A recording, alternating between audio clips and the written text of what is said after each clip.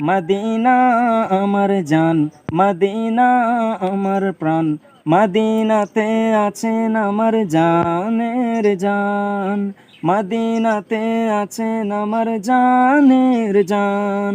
রব্বুল আলামিন তোমারই বুকে পাঠালেন আমার দয়াল নবীকে।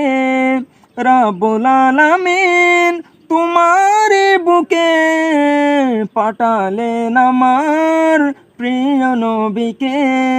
সেই কারণে তোমার বাগানে, সেই কারণে তোমার বাগানে পাওয়া যায় কোরআন হাদিস দিন ও ঈমান।